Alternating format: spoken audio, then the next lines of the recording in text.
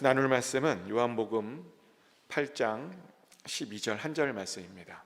요한복음 8장 12절 한 절 말씀, 우리 다 같이 한 목소리로 읽겠습니다. 다 같이 읽겠습니다.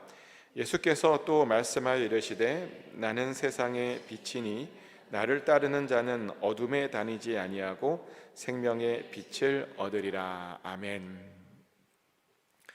우리는 3주 동안 앞으로 양자역학과 기독교라고 하는 재밌는 주제를 가지고 말씀을 나누려고 합니다. 그러면서 우리는 특별히 미시 속에 숨겨져 있는 그 하나님의 흔적들에 대해서 좀 같이 나누려고 하는데요. 어떤 분들은 왜 갑자기 목사님인데 양자역학을 갑자기 나누려고 하나 의문이 드실지도 모르겠는데, 제가 예전에 전공을 물리학으로 했었고요. 대학원에서는 세부 전공으로 양자장 이론이라고 하는 걸 했습니다. 그리고 그것으로 박사학위를 받았고요. 그래서 모르겠어요. 양자에 대해서는 좀 나름보다 좀 더 알고 있지 않을까. 어떻게 동의하시나요? 네. 박사학위 받았으니까 그렇지 않을까. 근데 제가 예전에요, 양자역학 같은 것들을 좀 공부하면서 놀랍게도 그 속에 있는 하나님의 흔적들을 좀 발견했던 것들이 있습니다. 그리고 그런 흔적들이 저의 흔들렸던 그 믿음을 더 굳건히 세워주었던 그런 기억이 나는데, 그래서 혹시라도 좀 하나님에 대한 그 믿음이 흔들리는 분들, 그런 분들에게 좀 도움이 되고자 그 이름도 거창하게 양자역학과 기독교라고 하는 제목으로 말씀을 나누게 되었습니다. 오늘 나누는 말씀들이 혹시 믿음이 흔들리는 그런 분들에게 큰 도움이 될 수 있기를 소망합니다. 본격적으로 해보면 우리 몸을 쪼개면 뭐가 나오냐면 분자가 나와요. 분자가. 그리고 그 분자를 또 쪼개면 원자가 나오고요. 그 원자를 조금 더 쪼개면 핵과 전자들이 나옵니다. 저렇게 생겼습니다. 저렇게 똑같이 생긴 건 아닌데 아무튼 저렇게 쪼갤 수 있다는 겁니다. 근데 이 전자들이요, 아주 행동들을 이상하게 합니다. 사람들이 전자를 관찰하려고 이제 전자에다 대고 사진을 찍어 보았습니다. 그랬더니 이 전자가 어디에 있는지 정확하게 위치가 딱 찍혀서 사진을 찍을 수 있었습니다. 그 다음에 또 한 번 찍어 보았습니다. 똑같은 것에다가 또 전자의 사진을 찍어 봤는데요. 근데 이 전자가 한 곳에 있지 못하고 또 다른 데로 움직여요. 계속 찍어 봤습니다.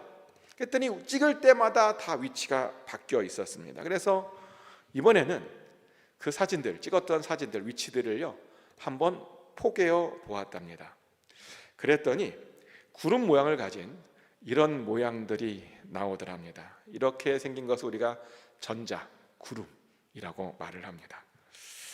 근데 이 이미지를 이제 보시면 아시겠지만 전자들이 그렇다고 아무데나 막 돌아다니는 것은 아니고요. 특별히 전자들이 더 많이 관찰되는 곳이 있고, 또 어떤 곳에서는 전혀 관찰이 되지 않은 곳도 있다는 겁니다.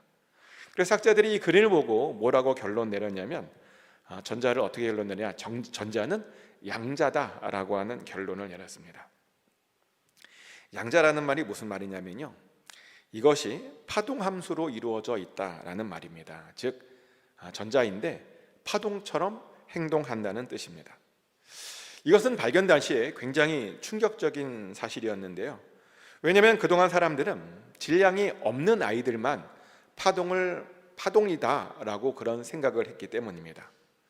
근데 전자는 질량이 있었습니다. 전자의 질량이요 무려 9.10 곱하기 10의 마이너스 31승 킬로그램 정도 되는 되게 작은 양이긴 하지만 분명히 전자도 질량이 있습니다.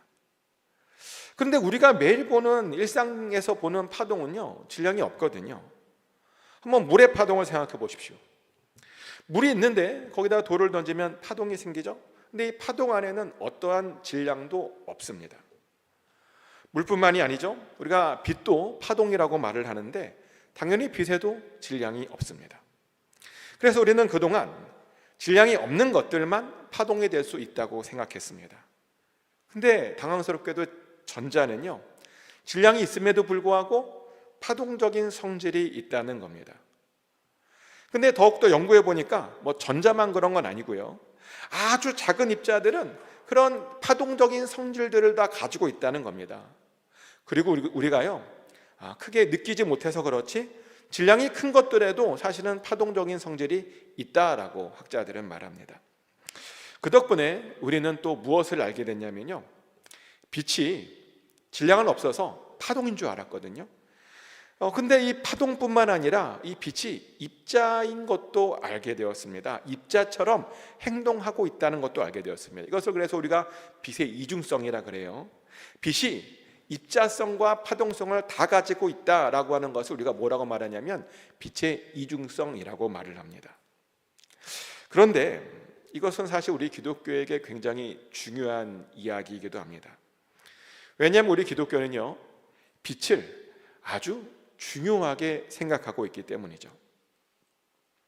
우리가 맨 처음 읽었던 요한복음 8장 12절을 보면 예수님께서는 당신을 뭐라고 말하냐면 당신은 세상의 빛이다 라고 분명히 말씀하고 계십니다.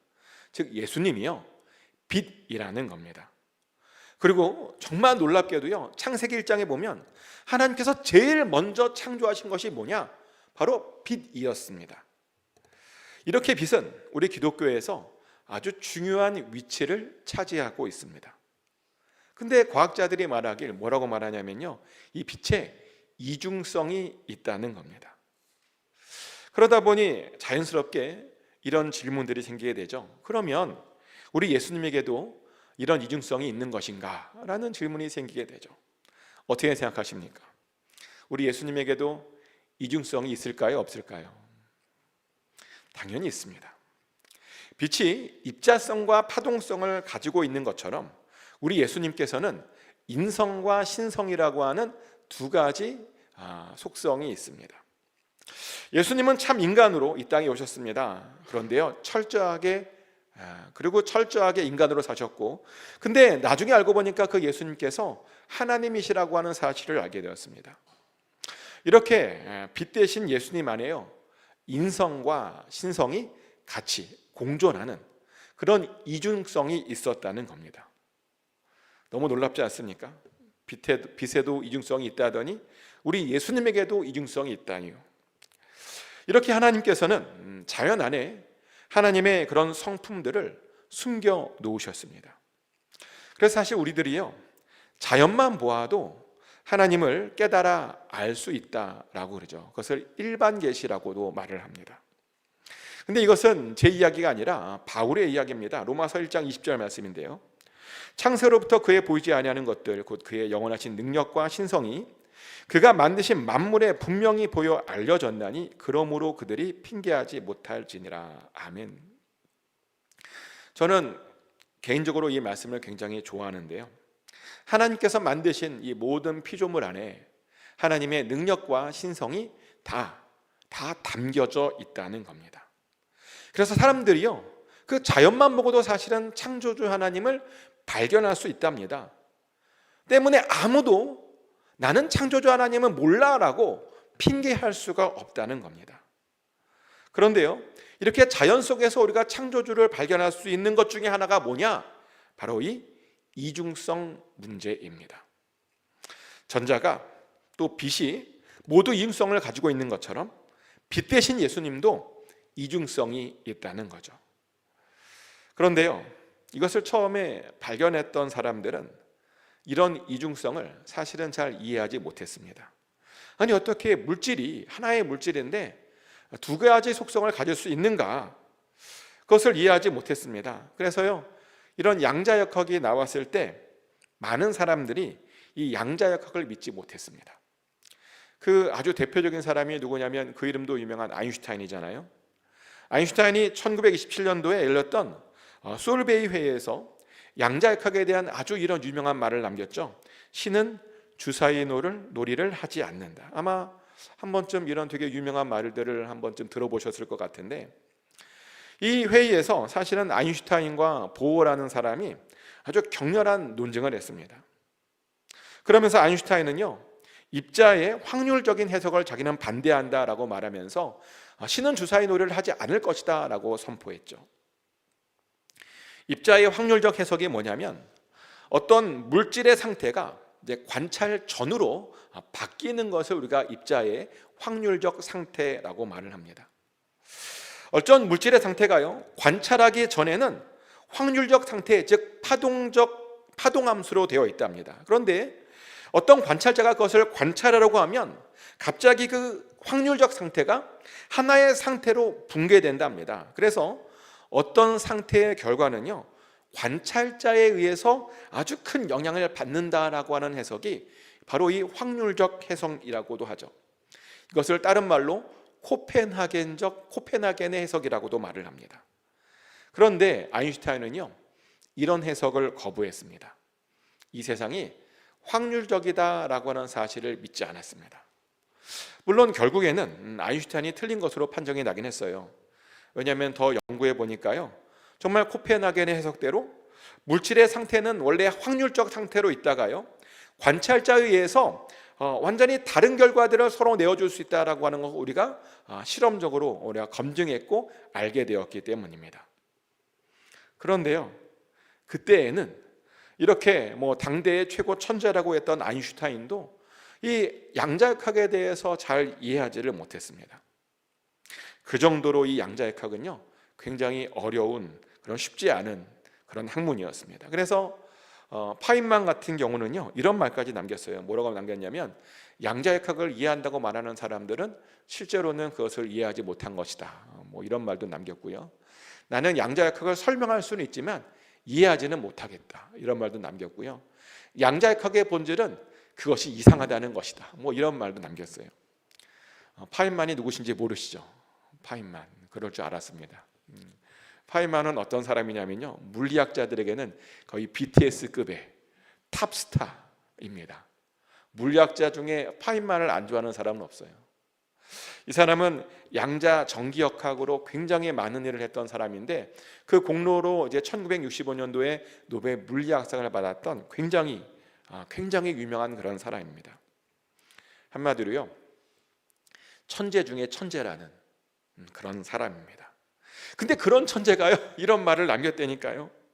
자기도 양자역학을 잘 모르겠다, 이해하지 못하겠다, 설명할 수는 있지만 잘 모르겠다라고 하는 이런 어마무시한 말을 남겼습니다. 그 정도로 양자역학이 어렵다는 겁니다. 그런데 참 재밌게도 이런 비슷한 현상이 절묘하게 우리 기독교 초기에도 있었다는 건 아십니까? 예수님께서 승천하시고 많은 이들이 예수님의 정체에 대해서 궁금해했습니다. 근데 그럴 수밖에 없었던 이유가 있었죠. 왜냐하면 예수님께서요, 정말 어마어마한 말씀을 남기셨거든요. 요한복음 10장 30절 말씀이죠. 나와 아버지는 하나이니라 하신대 라는 말을 남겼습니다. 예수님께 하시는 말씀이 하나님과 자기가 하나래요.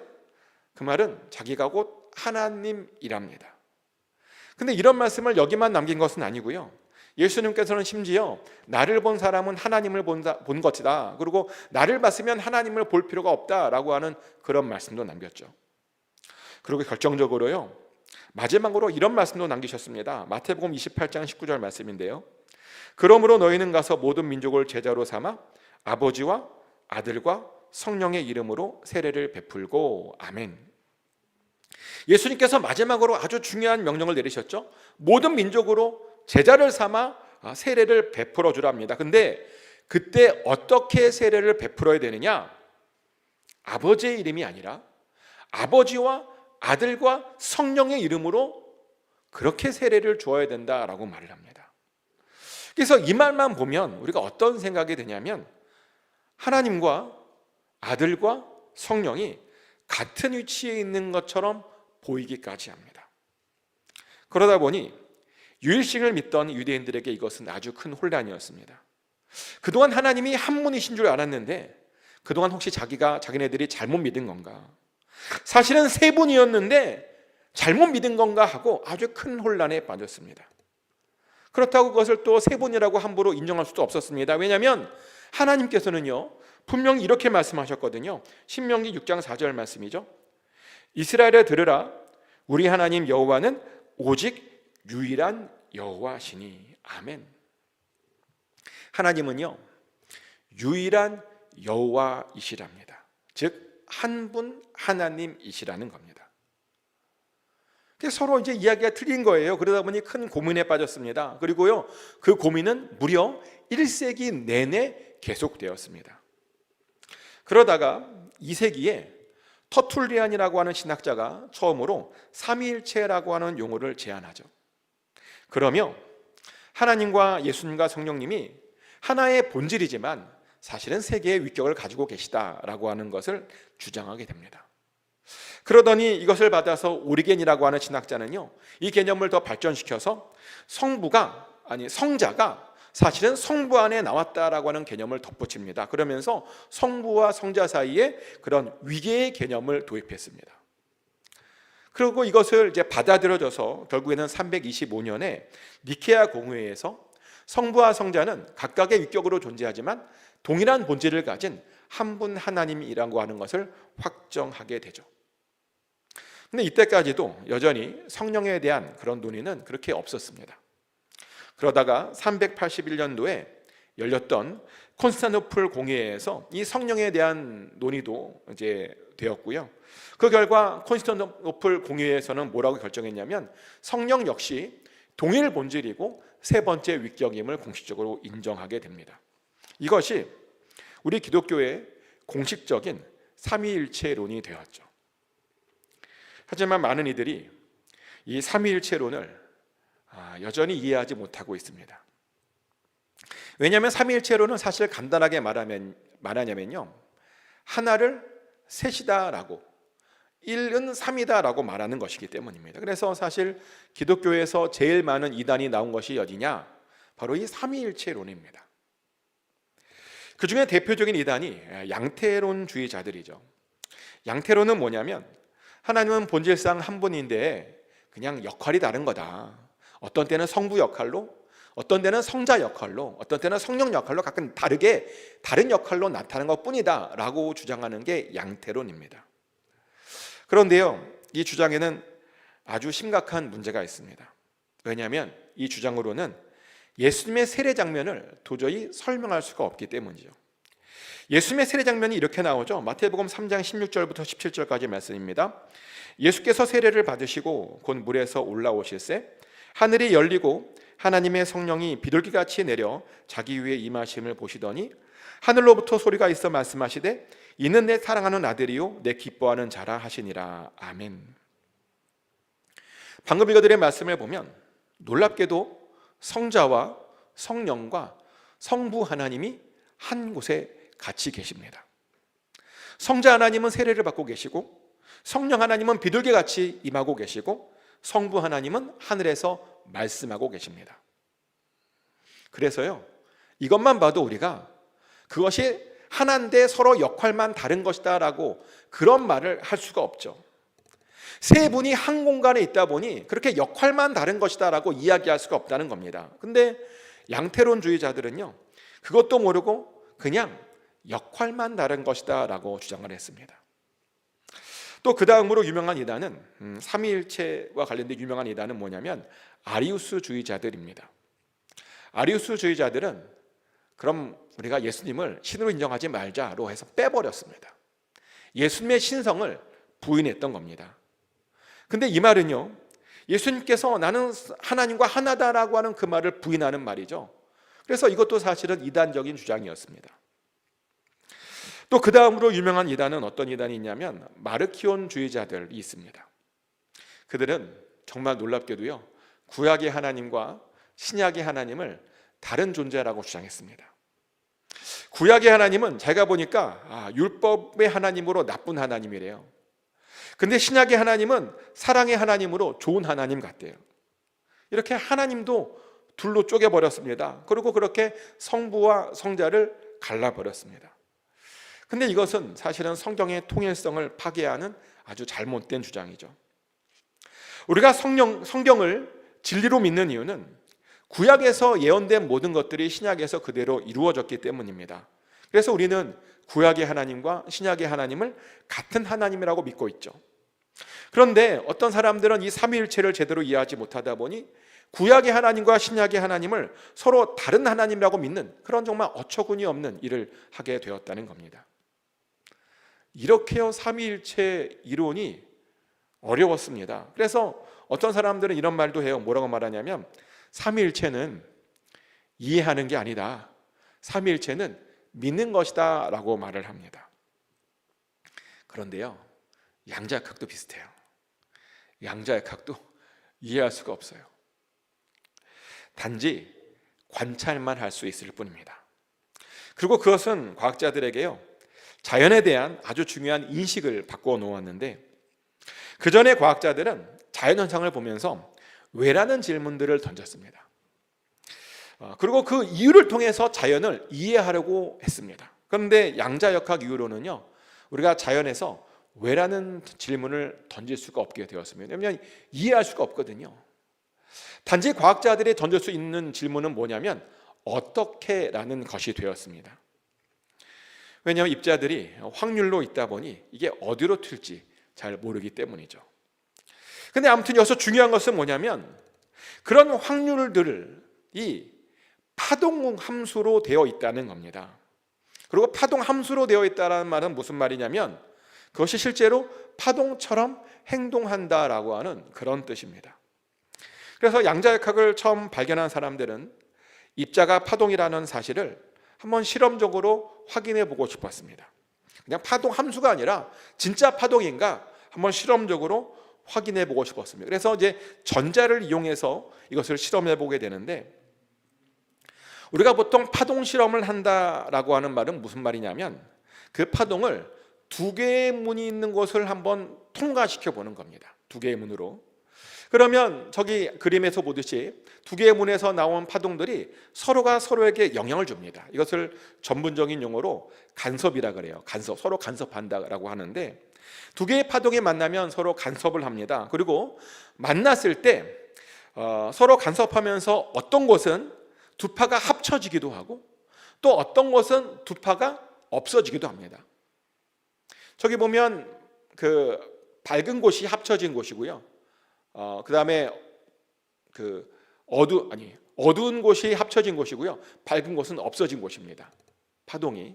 이렇게 두 개의 파동이 만나면 서로 없어져서 나중에 맨 마지막 그 까만 그림 있잖아요. 그 까만 그림에 이렇게 점선 모양으로 뭔가 그 그림이 생깁니다. 두 개의 파동이 만나면. 이것을 우리가 파동 실험이라고 합니다. 우리는 그리고 이 그 점선들의 그 간격을 가지고 뭐까지 알 수 있냐면요, 이 파동의 파장까지도 우리가 측정할 수 있습니다. 그런데요, 이 똑같은 실험을 전자로 한번 해봤습니다. 왜냐하면 전자가 파동이라니까. 그래서요, 두 개의 문을 향해 똑같이 두 개의 문을 향해서 전자를 하나씩 쏴봤습니다. 그리고 전자는 이제 그 두 개의 문에 각각 통과하게 만들어 놓고, 그리고 뒤에다가 스크린을 설치해서 그것을 측정해 봤는데, 여기에 특징은 뭐냐면, 이 실험의 중요한 특징은 뭐냐면 전자를 왕창 쏜 것이 아니에요. 전자를 차례차례 한 개씩 쏜 겁니다. 첫 번째 그림 몇 개 없잖아요. 전자가 점점 시간이 지날수록 전자들이 쏘여진 개수가 많아지는 겁니다. 그 말은 무슨 말이냐면, 원래는 앞에 쏜 것과 뒤에 쏜 것이 서로 영향을 줄 수 없다는 거예요. 왜냐하면 각자 쏜 거거든요. 쏘고 좀 이따 또 쏘고 또 쏜 거니까 시간 차이가 있다는 거거든요. 서로 영향을 줄 수 없습니다. 그래서 영향을 줄 수 없기 때문에 우리는 어떤 생각을 하게 되냐면, 두 개의 문이 있으니까 문에 각자 통과했잖아요.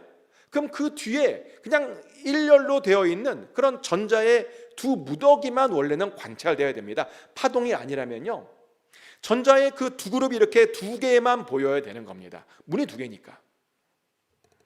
그런데 이 실험에서 이 그림처럼 결과가 나왔습니다.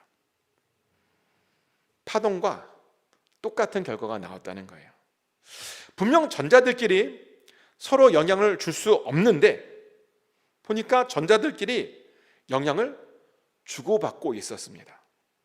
정말 파동처럼 간섭이 일어나서 어떤 곳에는 전자가 하나도 보이지 않는 곳이 생겼고, 어떤 곳에는 그 전자들이 무더기로 보이는 그런 곳도 생겼다는 겁니다. 전자가 파동처럼 행동했다는 겁니다. 전자가요, 시간 간격을 뒀는데 서로 영향력을 주고받았다는 겁니다. 이것은 양자역학 역사에서 지금까지도 아주 미스테리한 결과로 남아 있습니다. 분명히 입자인데 문을 통과할 때는 갑자기 파동적인 성질이 딱 나타나서 파동으로 통과했다가 나중에 보니까 같이 입자가 된다. 그래서 앞에 입자와 뒤 입자 사이에 서로 영향을 주고받는다. 이게 뭐 상식적으로 말이 된다고 생각하십니까? 말이 안 되죠. 입자인데.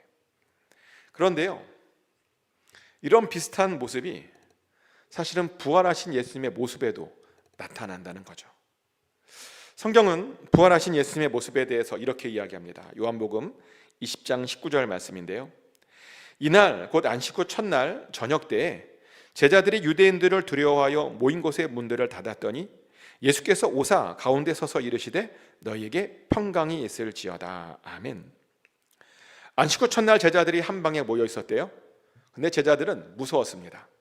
그래서요, 모든 문을 다 잠그고 아무도 들어오지 못하게 다 닫아버렸습니다. 정상적이라면 아무도 들어올 수 없는 그런 상황입니다. 근데 놀랍게도 예수님께서요, 벽을 뚫고 들어오셨대요. 부활하신 예수님께서 부활체로 벽을 뚫고 들어오셨답니다. 그리고 들어오셔서 제자들에게 평강을 선포하죠. 즉, 부활하신 예수님의 몸은요, 벽을 통과할 수 있는 그런 몸이었다는 겁니다. 마치 파동처럼 말이죠. 파동이 이렇게 벽 같은 거 통과할 수 있는 거 아시죠? 예. 대표적인 예를 들면 소리잖아요.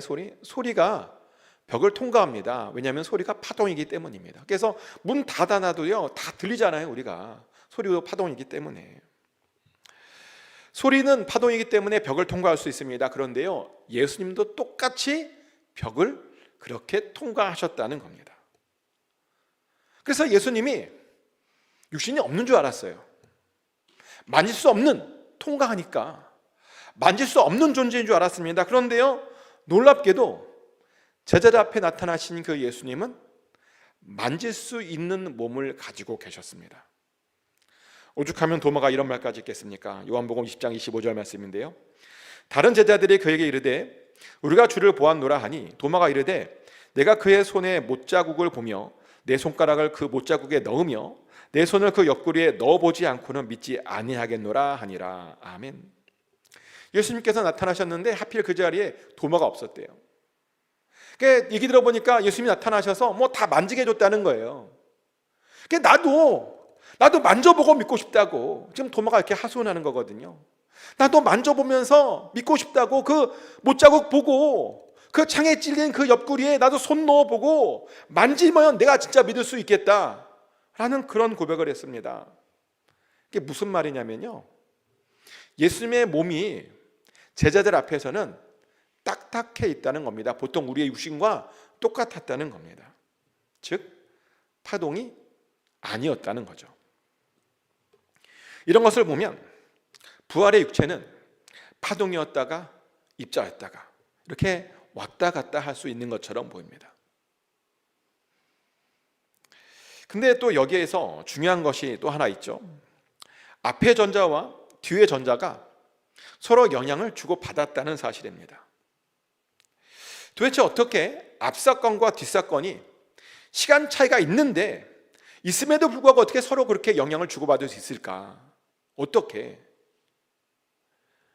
과거가 막 영향을 미치고 현재가 막 과거에게 영향을 주고.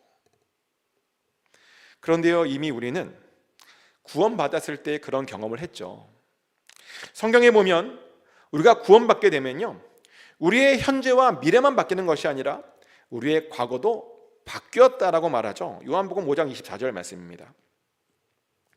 내가 진실로 진실로 너에게 이르노니 내 말을 듣고 또 나 보내신 이를 믿는 자는 영생을 얻었고 심판에 이르지 아니하나니 사망에서 생명으로 옮겼느니라. 아멘. 방금 읽어드린 말씀은 우리가 구원을 받게 되면 일어나는 그런 일에 대한 예수님의 설명인데요, 우리가 예수를 믿으면 영생을 현재 얻습니다. 영생을 얻었다가 원어로 보면 현재 시제로 되어 있어요. 그러니까 현재 영생을 얻는 겁니다. 그리고요, 심판에 이르지 아니한대요. 심판에 이르지 아니한다라고 하는 것은 미래 시로 되어 있습니다. 그러니까 내가 지금 현재 구원을 받아서 미래가 바뀐 겁니다. 그리고 사망에서 생명으로 옮겨졌답니다. 이 옮겨졌다는 것이 시제로 보면 과거형입니다. 그러니까 과거에 사망에서 생명으로 옮겨졌다는 겁니다. 이게 무슨 말이냐면요, 오늘 내가 구원받으면 미래뿐만 아니라 나의 과거까지도 영향을 받는다, 모든 것이 바뀐다라고 하는 뜻이죠. 현재가요, 나의 미래가 아니라 나의 과거에도 영향을 줄 수 있다라고 하는 그런 놀라운 말이라는 겁니다. 놀랍지 않으세요? 현재가 과거를 바꾼다니까요. 그래서 사실 우리의 현재가 얼마나 중요한지 모릅니다. 오늘 나의 삶이요, 나의 과거의 문제들과 실수들을 바로잡아 줄 수 있다는 겁니다. 오늘 나의 삶이 나의 그 미래를 바꿔줄 수 있다는 겁니다. 그리고 그것을 양자역학에서 그대로 우리에게 보여주고 있다는 거죠. 그래서 사실 우리들은요, 우리가 과거에 실수했다고 사실은 절망할 필요가 없습니다. 과거에 실수했다고 포기할 필요도 없습니다. 과거를 잘못 살았다고 그게 막 크게 후회하고 낙담하고 절망할 필요가 없다는 겁니다. 놀랍게도 현재를 잘 살아내잖아요. 그러면 우리의 그 과거도 바뀔 수 있다는 겁니다. 그것이 바로 구원받은 자의 특권이라는 거죠.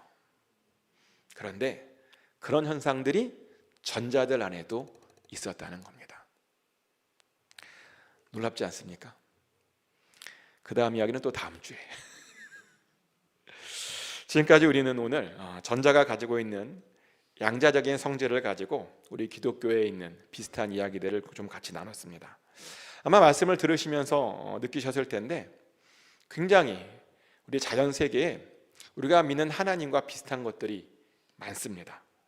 근데 저는 당연히 그래야 한다고 저는 생각하는데요. 왜냐하면 이 전자를 만드신 하나님이 우리 기독교를 세우셨잖아요. 그죠? 전자를 만드시고 모든 것을 창조하신 하나님이 교회를 세우셨습니다. 원저자가요, 같은 분이시라는 겁니다. 원저자가. 그러다 보니 우리는 모든 곳에서 그 원저자의 같은 흔적들을 찾을 수밖에 없다는 거죠. 그래서 우리들은 사실은 그런 흔적들을 찾는 재미가 있습니다. 그래서 다음 주에도 또 흔적들을 더 찾아보려고 합니다. 소망하는 것은 그렇게 찾아가면서 우리가 또 하나님이 창조하신 이 세계를 또 이해하고, 그러면서 우리 기독교도 좀 더 깊이 이해했으면 좋겠습니다. 그리고 그러면서 하나님도 조금 더 알아갔으면 좋겠습니다. 축복하는 것은 꼭 말씀을 통해서 창조주 하나님을 깨닫고 하나님을 더 깊이 이해하심으로 여러분의 믿음들이 더 깊어지시기를 예수 그리스도 이름으로 축복합니다. 기도합니다. 하나님 아버지, 오늘 우리가 양자역학 처음 입문하면서 양자역학에서 나왔던 첫 번째 이야기, 전자의 이중성에 대해서 나눴습니다. 그러면서 그것이 우리 기독교에게 어떤 의미가 있는지에 대해서도 같이 나눴습니다. 아버지 하나님, 우리가 자연 속에 있는 하나님, 우리 모든 세상을 창조하신 그 하나님을 또한 새롭게 깨달아 알기를 원합니다. 의심이 있는 우리들에게 모든 의심들이 사라지는 그런 은혜를 허락하여 주시고, 또 하나님을 더 알게 하여 주시옵소서. 하나님을 깨닫게 하여 주시옵소서. 그래서 하나님을 더욱더 깊이 만나게 하여 주시옵소서. 우리 가운데 그렇게 지혜와 계시의 정신을 주셔서 아버지 꼭 하나님을 더 깨달아 알 수 있기를 원합니다. 함께하여 주시옵소서. 예수 그리스도 이름으로 기도드렸습니다. 아멘.